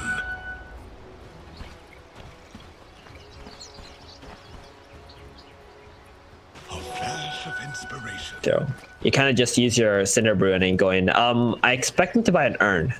Urn is a pretty important item on the hero because you can trigger your Cinder Brew with the Urn, which is really good. So it does a bunch of damage, and then you get in there, you clap them, then you use a Primal Split right after that. It's a little bit hard though to play a Brewmaster into these heroes on Incubus side. Like Shadow Shaman's amazing for the disables, Underlord's amazing, Firestorm damage against Brew, and then Undying. I mean, Tombstone is like the worst thing for Brew. As soon as you pop your Primal Split, you have to commit to the fight. He drops a Tombstone, instantly countered. I mean, Tombstone is like... All these zombies start massing around you, yeah. Yeah, you're gonna... And then your PL has to go in and like get rid of that tomb. And already in this lane, Brewmaster getting put down by that decay. 12 strength already stolen by Nuage. Good illuminates from Dismar though, catching both heroes a number of times. Allowing Benjas to drag the rest of the way closer to his tier 1. And it looks like up at top, Mar did lose his courier here to the Grimstroke, who is slipping through the trees back into the creep wave. Oh, he can die here. Where's the Ether Shock? Oh, it's there. Okay, Fairy Fire, alright. The Firestorm not landing. Need to land like 2 more times on the Grim. And I'll be able to salve. Ember Spirit can farm under the tower. Drag that wave a little bit further off to the right hand side. Undying, chasing Dismar back. Kotal has Chakra Magic though, so he's going to keep refilling all of that mana pool. Spamming out Illuminates. Should be a very good lane for the Ember here. Later on with the Flame Guard, he can just run onto the Underlord, especially after using a Firestorm. Very good lane for the Ember here. It feels like it's important for Grimstroke to not leech experience in this lane though. Like usually Ember mid, yeah, you know, he's getting a lot of XP rushing to 6. Right. I mean, if he has free farm, it's gonna be okay. As long as he maxes out his Flame Guard, like he should be able to just farm up maybe some stacks even by the Grim. That could be a good thing for him to do. Just go over to the right side, stack those 2 camps that we normally see on the Dire team. Oh. Shackles under Firestorm though. Jupiter and Mark really pushing a lot of damage forward. That Flame Guard comes out at the very end, and the Magic Stick charges barely allowing Tau to survive. He wanted to get level 3 before he used that Flame Guard, so... He's level 3 now. Just to mitigate the damage. Has to wait another 15 seconds for it. And the Grimstroke's not really able to pull this wave back, so sitting in a pretty comfortable place for the Underlord and the Shadow Shaman. Quick peek into... Yeah, he'll head over. Quick peek into mid lane. 18-5 Bat, PL at 12 and 3. Mini having a great start. Yeah, the PL's Doppelganger is a 25-second cooldown, so even if you do dispel one time, like if the Bat Rider keeps spamming the stickies on you, it might be a little bit hard to just Oh, it's actually gonna get gone on right now. He's got 21 charges on Teemo, but this Batrider's got a lot of damage on him with the sticky napalm stacks up to 4. He pops his 1, but look at it. Nowhere near enough, and First Blood is a solo kill. Bat against PL. Yeah, very well played by Mini there. Just like reading how long that cooldown is on the Doppelganger, and you know that PL is not gonna be leveling that skill up. Committing to it after he uses the Doppel. Very nice. Not as impressive. They rotate a Kotl into mid lane. Try and get a bit of chip damage onto the Batrider there. And at the very least, the Grimstroke steals the rune, so no refill on the bottle for Mini. Yeah, he's gonna go back to base here. Looks like doesn't really want to stick around and die, maybe. Or he's just a 5-minute bounty. Wait for the Shadow Shaman to die top lane. Ma, well, okay. he's been killed off, but the Ember Spirit close to death. Not going to get burnt by the Firestorm. Undying first. The bottle refill service. And then Shadow Shaman next. Well, you go for the double, yeah? I hope so. Just keep refilling. Go on, Mini, use some bottle charges. Have your Shadow Shaman come into mid.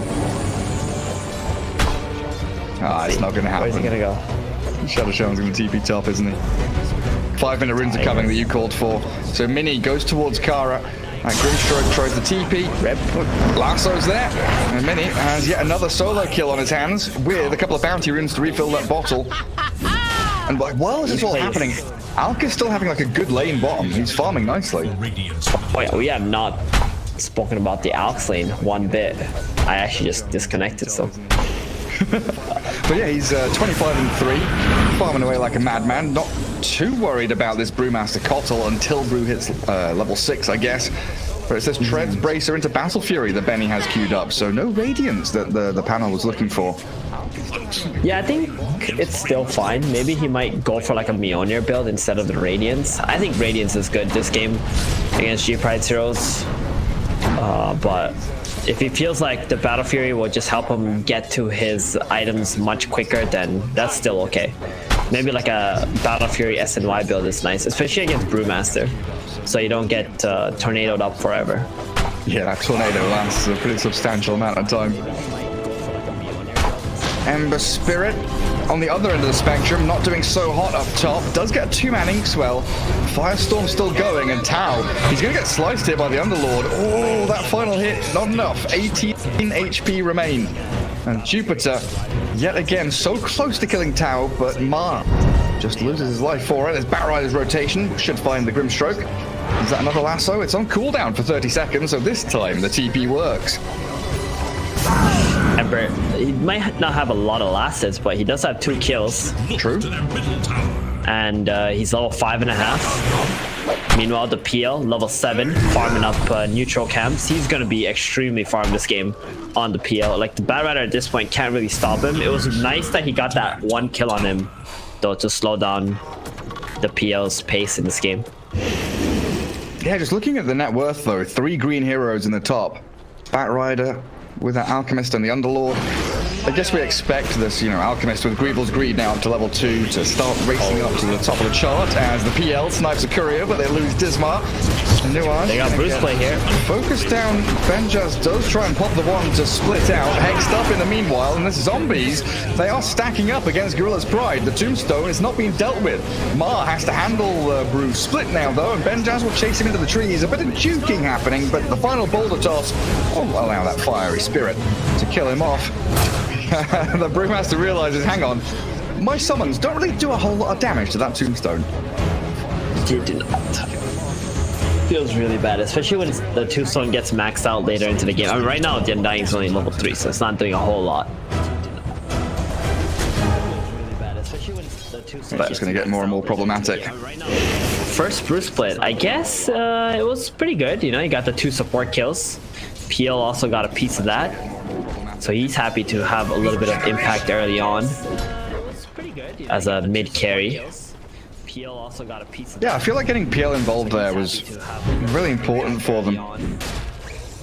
They need to. They need to like get this PL involved all the time in this game because 1, Ember is going to be a little bit under leveled, and 2, you're playing against Alchemist. If you don't get an early lead and try to shut down the opponent heroes, the Alchemist is going to get way too farmed. Yeah, he is starting to race ahead, and there's not really been a contest of his farm. Ooh, Tau. Shackled up. Yeah, that's a level 4 Shadow Shaman.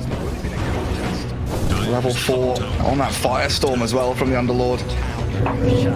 Do a little bit of damage to the tier 1. They're hunting the Grimstroke, but they can't find him. Just need to keep clearing out those waves top. Got a nice juicy 3-stack here for the Alchemist to farm up. He has a broadsword out. He's about 1,600 away from his Perseverance for the Battle Fury, and he's gonna look real good after that. It's not even 10 minutes in yet. Dismar's come to try and get a bit of dewarding going. Benny not standing for any of that nonsense. That's top lane again. Disables onto this Ember Spirit, forcing a Remnant back, but he's just TP'd out here. He doesn't have a bottle or any regen, just 9-1 charges. That feels so bad. This is not looking good for Tao anymore. And then like that one death. Yeah. Dismar, he's been playing this very risky game for a long time now, and Mini makes him pay for it. Teemo, I think you're level 9 right now. You're going for a Diffusal Blade. You're gonna have to play on the bottom side. Try to fight into this Batrider or this Alchemist or something. Like, he can't be farming on his side of the map. That's for sure. Like, he's got to utilize these high levels that he has right now to just fight. Like, he can't be farming on his side of the map. Yeah, that is, you know, we touched on it very early on. The Ember Spirit, level 7, because he's in that dual lane with a Grimstroke. Grim's still level 4 because he tried to give Ember Spirit a little bit more room in terms of XP there, but it turns out that now he's the one lacking on the Grim. Ember Spirit is smoking right now, though. Yo, Mini's making so much space here. It's actually incredible, like, how this guy plays. I really enjoy his playstyle. Like, he has no fear. He doesn't really care if he'll die. He knows his... Look at that. He just pops the Imbus. And then he's out there. Alright, I'm out. Yep. And they've dropped the Serpent Wards on tier 1 top. Nuage drops to that Primal Split. They were also TPing mid for the Phantom Lancer. Lots of little moves across the map. You know, top tier 1 with the Serpent Wards and that connection from Bat. Defense of the mid tier 1, maybe an attempt on the PL.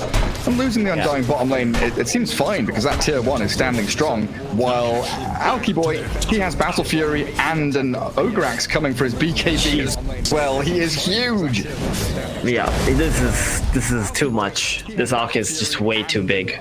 And also that Undying baited out the Brewmaster split there too, so G-Pride don't really have a way to fight with this Brew anymore.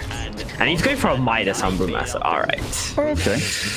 Okay, guys, this is completely the opposite way that you want to be playing in this game. You don't want to be in a farm war against Alk, because, you know, we watched Incubus play game 1, and they know how to take advantage of their... Sure do.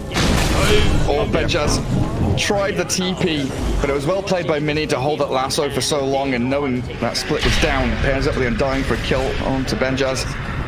But yeah, you were saying this dire side needs to be active, playing forward, aggressive, get in the face of the Alchemist a bit. And they have done absolutely nothing of that. But when you miss that initial, I guess, window, that bit of timing where your aggression could work out, they're probably thinking that they have to take it super late against the Alchemist now, don't they? Well, they got the Diffusal Blade coming out soon. I think with this, they have an opening on the side of G-Pride. They just gotta group up together as 5 even, just surround the tower, get heroes off it, and just take the tier 1s like that. Like, this PL with the Diffusal is the strongest hero on the map, even if Alchemist has this much farm right now. Just because how the hero works, you know, he's almost level 12. Yeah, they don't have a great way of dealing with the illusions. There's Pit of Malice, there's a bit of AoE out from the Batrider. But if the PL's able to do his normal playstyle of send illusions in, burn mana, send illusions in, burn mana, then commit to a team fight, there's not multiple waves of ways for Incubus to deal with that kind of guerrilla warfare. Kara, yet again found by Mini. They pop the split though, chasing Bat. Shackled up on the left-hand side is Tau, the Ember Spirit being annihilated by Nuage, and the Phantom Lands are finally arriving, but Batrider's escaped off to the right-hand side, while the PL gives chase onto Ma, and this Nuage undying. He's going to try and pick off both of the supports. Underlord can't really help his buddies out, as the rest of Incubus, well, it is buying time for the Alchemist right now. Batrider's toying with the Phantom Lands with a Flame Break, no Doppelganger for 4 seconds. They could potentially kill him before he gets it off in time. The final clicks arrive, but Batrider trades back. 2 big core kills there for Incubus, killing off Ember and PL. I mean, it's not the worst trades since you are far behind, and they're probably going to get this Underlord here as well. I guess it's a pretty good trade, to be honest. 2 for 4? Yeah, you'll take those when you're down this much. Alchemist does have a BKB up. Oh boy. Oh my god. 14-minute Battle Fury BKB. He is ready. Yeah. Look at his net worth, dude. Look at his net worth. Honestly, like, even with his BKB, I don't think he should... Like, he could just get to his AC first, or at least a Hyperstone. Because he's kind of lacking a little bit on that attack speed department, but maybe they just feel strong enough to just run out the mid tower, though. I think that's not a bad idea. Just do that. Yeah, just go for it. Kill it off. Oh, Lasso. Catch out the Ember Spirit. Oh, wow. Tau didn't have a good laning stage, and it's not improving, is it? And he's like, guys, this Alp, level 13, what's going on? And now the Grimstroke's being dived. Mini's Batrider, really no fear whatsoever, but he probably should have had a little bit of hesitation going into the middle of 4 G-Pride heroes. Oh, I don't know what he was doing there without his lasso off. I think he's really feeling himself right now. And that's a back-to-back death on him. That's not that good. And now a Soulbind with the PL chasing the Underlord. Dark Rift not going to work out for them. As the Soulbind into that Solar Bind.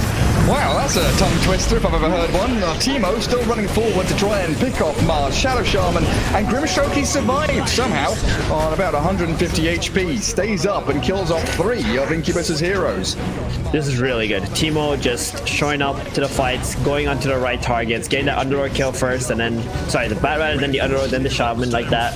Forcing the 10-second BKB out of the Alchemist as well. At least G-Pride are starting to like fight back and get this PL really involved in these engagements. At least G-Pride are starting to. Yeah, he is the linchpin hero. Yeah, they need to do this for like another 5 more minutes. He'll get to like a SNY or Satanic, or sorry, a Manta, whatever the PL wants to go to in this game. And it's going to be very, very strong after that. And then you're going to find ways to try and handle him.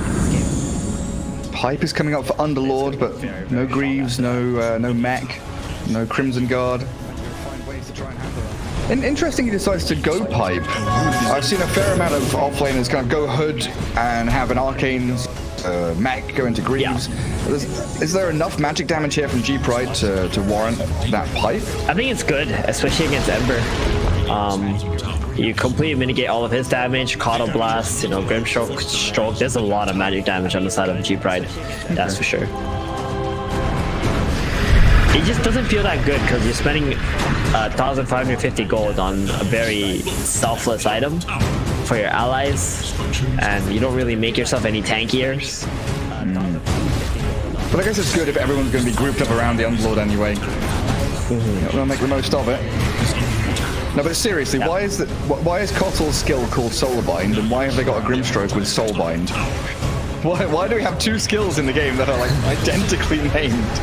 Well, Grimstroke, speaking of him, he walks in with Kotl just dropping immediately. They've caught up the Grimstroke and a good little Underlord hit there, and you're right, the high ground Tombstone making life very difficult for G-Pride as the Alchemist just turns into a shiny golden god and whacks down onto that poor little Grimstroke. Benjas does find the Shadow Shaman in the end, so a 2 for 1. But that tier 2 gets denied by Teemo.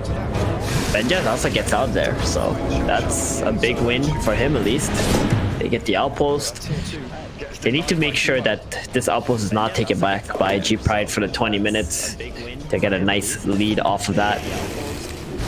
But this gold lead though, Gary, has been stuck at 8k for about 5 minutes now. Yeah, it's not been picking up. There's been a couple of good fights from G-Pride. Like you said, it's kind of worth it, all things considered, the way they're trading heroes, you know, evenly. Okay, you know what? I take that back. This goalie is about to skyrocket the moment he farms this small camp right here. You know, they triple stack that for this Alchemist. They're going back to collect. Oh, wow. Nice juicy load. Triple stacked small camp. Oh yeah, here we go, Betty. I mean, usually that's like 150 gold or something, but now it's like 400 gold. Give it to me. Yeah, they got the 10k gold lead now, and they're bringing the creeps over to him. They're giving him everything. They can't even jump him because he's got a BKB. Yeah, he went for the SNY too on the PL. That was a good choice. You don't really want to go Manta into like Underlord, Firestorm, and Alchemist Battle Fury and stuff. The SNY is much better against the Shadow Shaman too. Yeah, or if you get lassoed up if they find the real one. That's a good point. Have that status resistance on you. Grimstroke out on the map again, trying to go for a dewarding mission. But the rest of Incubus, they've spotted him just outside the pit.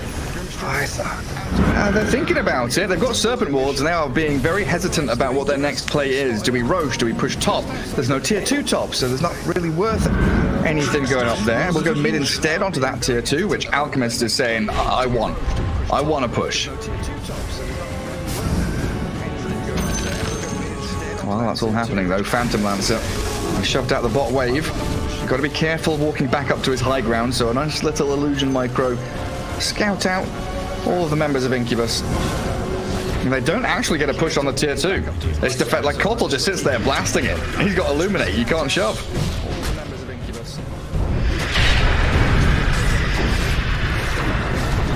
I really hate playing against Phantom Lancer when he's just throwing illusions at you. They lasso the Brewmaster with Batrider with a jump there. They've got the chain stuns to kill him off. Benny with that concoction, just enough stuns to find the Brew before split. And the Grimstroke, he's been tracked back across to the river. Trapped in the pit. Surrounded here. And Mini now dominating again. He's picked it up after those couple of deaths. Yeah, I mean, he realized he's maybe just throwing the game a little bit with those. Slowed the game down, went for the farming route and said, okay, never mind, he's back at it. He's back at it again. The Madman trying to catch the Kotl. Guzman survives. Nuance Shadow Amulet to try and get away from here. The Ember Remnants back in aggressively under the nose of Benny. Let's see what Tao wants to do, because he doesn't have any more remnants on Ember Spirit, by the way. He was hasted, he was running in, he gets recalled back by the Kotl, Mar being focused by the PL illusions, and they can't stop him. Teemo shreds through the Shadow Shaman.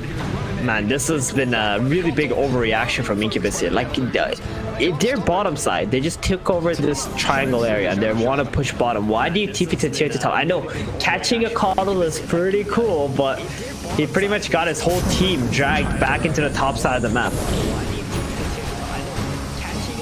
And this is exactly what G-Pride want. They want Incubus to react to their pressure. And this PL's getting to a basher now. He is not a joke. He will kill you. Yeah, he doesn't have 20k net worth, but he's still definitely a viable threat, especially against all, like every hero except Alchemist. Exactly, and the thing is, like, he's not gonna go for the Alchemist either until he's the last hero left, right? The Alch.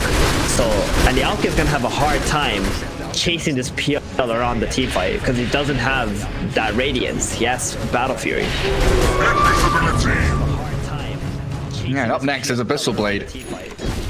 That's a good item though. That will help him kill the PL, like, and get on top of the PL as well. And it feels like Incubus are very focused on getting rid of the Brewmaster first anyway in the team fights before he gets Primal Split off. That has been their go-to target to try and chain stun down. But now you're looking at the Aghanim Scepter on Brew with Blink Dagger. Phase boots up. So Benjaz has the 2 charges on Primal Split, and like Bowie was saying, the ability to cancel the split on any of your summoned spirits, so you can run the Storm one away and just pop back into your normal hero form. Tower is under attack. Roshan o'clock. On the hunt for radiant forces. In we go to the pit. Yeah, it's time. Alchemist with an Aegis incoming. So now we're probably going to see Incubus really play the fog, maybe smoke behind your Alk, put him on the very front lines, and a Dark Rift down to bottom tier 2 as a 4-man squad. This could be a window though. The Alk is exposing himself without Chemical Rage. I'm kind of surprised they're actually running away from bottom. I think another team would have stuck down there and waited for like Incubus to exit like this and jump the 2 supports. Imagine if they were on that hill right now where Incubus is standing and without an Alchemist ulti. Incubus so delicate with the way they wanted to go back up the stairs, like sentry ward, wait patiently, see if anyone comes, then they get back into their jungle. But a primal split. Okay. Brewmaster wants to start this one off straight away. Cyclone. Yeah, I mean, it's already too late to fight now. Alk already has his Chemical Rage back up. When you play against this hero, you always have to play around that ability, the Chemical Rage. I guess there's a chance they didn't see the Brewmaster Aghanims, so like maybe Incubus think that primal split has been spent, but I think Brew was like under vision of the Underlord long enough for him to click him. Grimstroke is out of there. Or he's trying to get out of there. But Batrider is a speedy fella. Thinking about the lasso, he's gonna have to use it.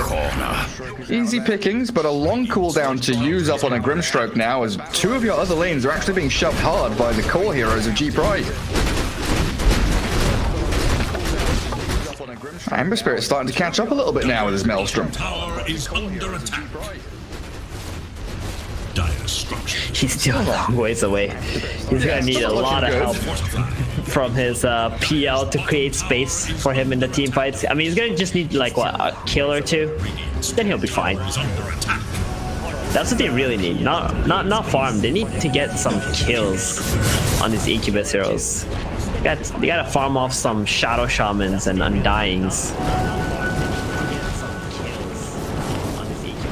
Where'd he go? Rifting. Top play. Oh, he went by himself. Okay. Yeah, I was watching that thinking, will they take the Alchemist? Will they take anyone else? But no, he Dark Rips top as the Shadow Shaman Undying. They're trying to find an opening, but Tau doesn't fall for the trap, and now they make the jump. Going in. No rage. Solar Bind with the primal split. 20 seconds for rage. Good soul rip there. Puts Benny back up to about 8% HP, but the chase from the PL begins now onto the Undying. It is a high ground tomb in a great position. No vision on the high ground there, but the Undying, he has to soul rip himself to stay alive. On Mini, he does arrive into the battle, and the primal split ends. No one has died yet. All of these ulti being spent, but no one's fallen. Every single hero gets out of the battle unscathed, alive, except maybe this Brewmaster, who does have to use the second charge of split to run away. I got Tombstone. What a 5v5. Yeah, I mean, it was a good play. Like, you jump the Aqua while his rage runs out, and then you go on to the support, but then, you know, this Tombstone is just slowing everybody down. Your teammates are backing you up on Incubus side, just beating up on his PO. PO gets slow, and he's like, alright, this sucks. My team can't commit to the team fight because of this zombies and the vision that it's providing. The Underlord was trapped inside Serpent Wards and he doesn't have phase boots. I didn't realize it until like 5 seconds ago. He was running around in circles inside the Serpent Wards. Let me out! That actually happens way too often. I swear, Shadow Shaman players do it on purpose. Like, I'm so sure of it. Yeah, they dare to grief your team. Why didn't you buy phase boots, you idiot? Come on, he's got Greaves coming for you. He's a team player. In fact, no one on the Radiant team has phase boots, so any one of them could get trapped inside the Serpent Wards. Just under a minute left on Aegis for Benny. Try and, again, secure this last outer tower. Final vestiges of defense outside of the base for the Dire team. It's gonna have a lot of attack speed on this Underlord. Another way to deal with that Phantom Lancer. You know what I would like to see? I want to see a Shivas on either Batrider or Underlord. That item freaking owns PL hard. So good. Scouting him out in the trees, getting that nice little AoE bit of vision on him, killing off the illusions. I feel like Shivas gives like so much utility. Oh, Grimstroke. Okay, another lasso for the Grimstroke. Every time it's off cooldown, Mini somehow finds Kara. thinking about the stroke of fate, puts it on the creep wave, but it's a slow, inevitable death for the Grim in that bottom lane. Ooh, a DD rune. Could be a bit tasty for the Alchemist, but look at Tau. Ember Spirit. He was trying for it. No. Alright, Gary, I got a question for you, buddy. Make it an easy one, please. My brain is lagging a bit today. Okay, if you're the Alchemist, who is the first hero you're gonna give Aghanims to in this game? Because there's a lot of good Ags, right? On your team. Ooh, who is the first person? I mean, my immediate thought when I look at that is Shadow Shaman. Just like give it to the Shadow Shaman, give him the Mass Serpent Worn Aghanim Scepter, let him go high ground. I mean, I don't know if it's. Zai already just shouted Bat Rider to us. I mean, I don't think it's Undying. I don't think it's Underlord. It's either Shadow Shaman or Bat. But I would do Shadow Shaman. Wait, I wouldn't do Shadow Shaman. I would give Shadow Shaman an Aghanim Scepter. Okay, all right. I was gonna say, I mean, you're into some real freaky stuff, man. Some freaky stuff with Shadow Shaman, yeah.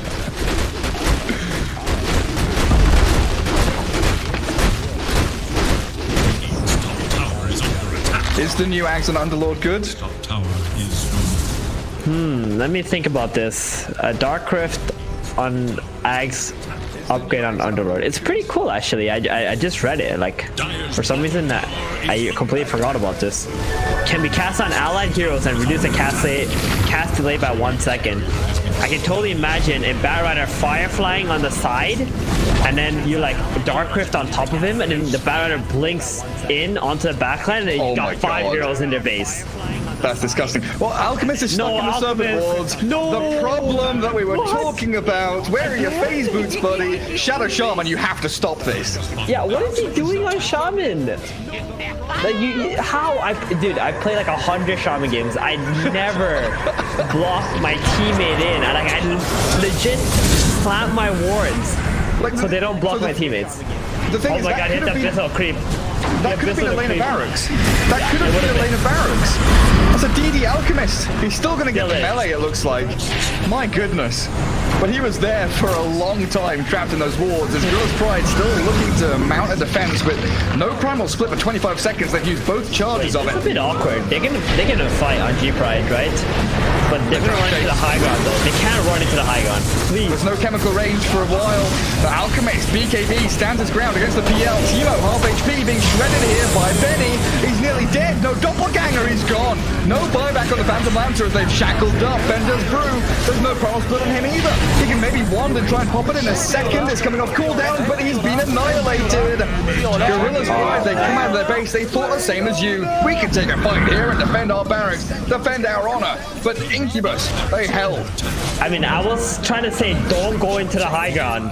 Because there's a damn tombstone that you're gonna fight into right there. Oh, they did not think about where they can fight, and they just walk in there, die, and lose another lane of barracks. They're gonna lose all their acts. Mid dying, yeah, no PL for 40 seconds. Buyback is 440 gold away. They're gonna lose their entire base.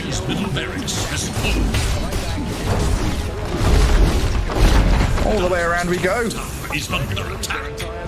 Serpent Wards have even come back up again. This time, Shadow Shaman very deliberately put them away from his allied heroes.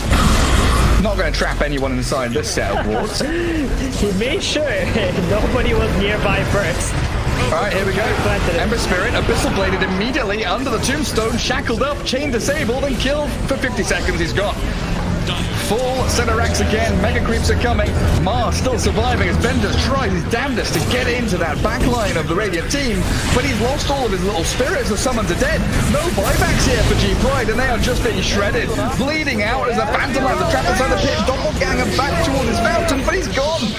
GG is called. Incubus with a 2-0 victory, and Benny with the final touch of a rampage. Rampage. The first rampage of South American DPC. There you have it. I mean, it wasn't that hype because the game wasn't even close. It was just like It was like watching a pub game, man. It was just an absolute stomp. You know, even minis. That high because the game wasn't even close. It was like watching a pub game, man. It was just an absolute stomp. You know, even minis. That high because the game wasn't even close. It was like watching a pub game, man. It was just an absolute stomp. You know, even minis. That high